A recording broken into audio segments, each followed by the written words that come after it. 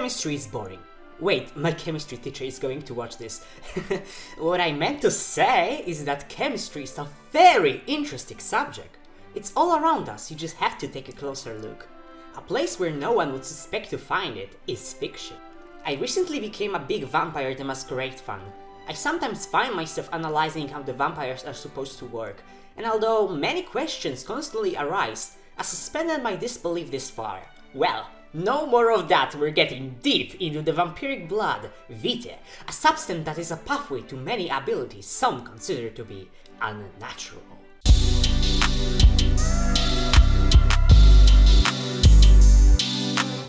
Oh no! Agios got stabbed, he bled out and died. The forbidden grape just must be important. Yo, what if we put someone else's blood inside the Pope? Guys, I figured it out! It's all a big circle! Yo, what if we put one dog's blood into another? That guy's onto something. What if we put animal blood inside a human? Yo, what if we put someone else's blood inside another guy, but didn't mess it up? What is your blood type? It's red. No, actually, it's B. What is your blood type? It's B. No, actually, it is B Rh positive. As research on blood continued, many tests were developed to eliminate infected blood from being used.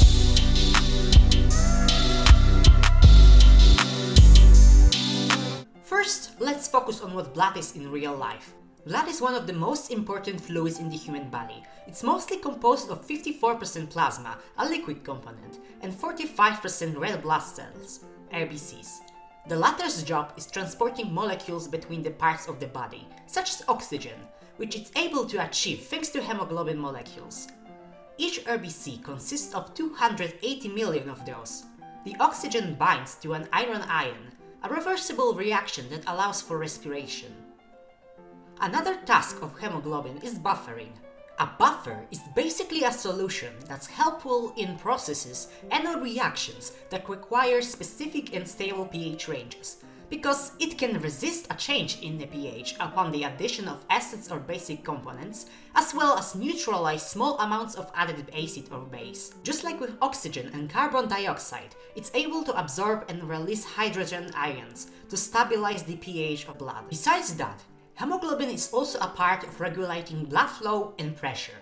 When there's not enough oxygen in the blood, the gaseous hormone nitric oxide that binds the hemoglobin is released, which leads to vasodilation. The blood vessels increase their diameter. This results in the increase of blood flow in the areas. Supplementation with oxygen is thus improved. Physical properties of blood are: it's a fluid. Thicker and slightly more viscous, approximately 3 to 4 times, than water. The texture is a bit sticky. Distinctive red color. It's a suspension of cells in a liquid. A component of blood plasma is soluble in water. Its chemical properties are pH between 7.35 and 7.45. Not flammable, not combustible. Fun fact! Although blood is red, the veins in the human body appear blue. That's because only blue light can penetrate deeply through the skin, so from the outside, it appears as if we have blue blood. Maybe we're all ventru after all. The composition of blood. Cellular material. Water. Amino acids. Proteins. Carbohydrates. Lipids. Hormones. Vitamins. Electrolytes. Dissolved gases, and cellular wastes. Fun fact, blood has a handful more than 4,000 components. The most widely known, the AB0 system, separates blood into 4 types: A, B, AB, and 0. They are separated on the presence of antigens, composed of glycoproteins and glycolipids, that are located on the surface of the erythrocytes. The antibodies are usually found in plasma. We are not born with them, they appear after a few months. Getting the wrong blood type will result in the antibodies attacking them, which causes the blood to clump.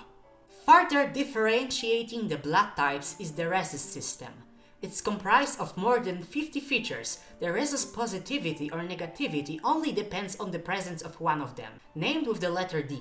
A person with Rh negative starts producing an anti-D antibodies after a transfusion of Rh positive blood. If Rh positive blood gets into their bodies again, agglutination will occur. The antibodies destroy the foreign blood cells.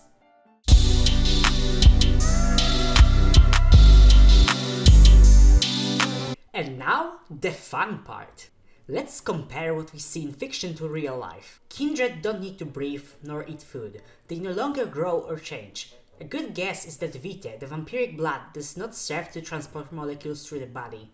Should we then assume that the vampires no longer have hemoglobin at all? I'm personally against the idea, as usage of an ability called the Blush of Life allows a vampire to breathe again for a night, function as if living again, which would be hard without hemoglobin. As for the composition of Vitae, as I can only use the core book and my own experience playing games, I suspect that vampiric blood and IRL blood will have roughly the same composition. I would like to take a break and focus on how vampires feed. The blood goes into the mouth, down the stomach, and then suddenly appears in their entire body. That means that every victim's blood must somewhat mix in their bodies.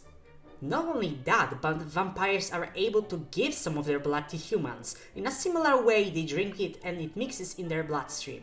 Remember how I talked about mixing different blood types? Yeah, that's generally not good. But with vampires, nothing happens. So either any blood they consume turns into AB positive, and any blood they give into 0 negative, or they simply don't have a blood type, which complicates things.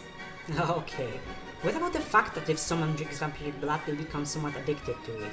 Surely, Vitae must contain some sort of a narcotic substance, or maybe just high in one of those things? But then, it doesn't work on other vampires if it's not drank directly from the guy, which... What about blood apparently tasting different depending on the emotional state of the victim? Ah, that can all be explained by the difference in blood pressure and presence of different hormones like adrenaline.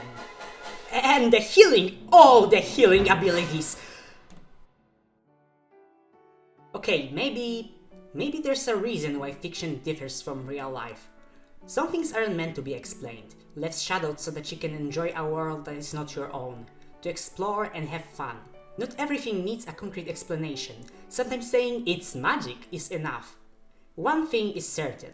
If vampires cannot use touchscreens, then from now on all of them carry a piece of cauliflower with them that no one acknowledges because apparently it has conductivity of the living and works better than their literal finger.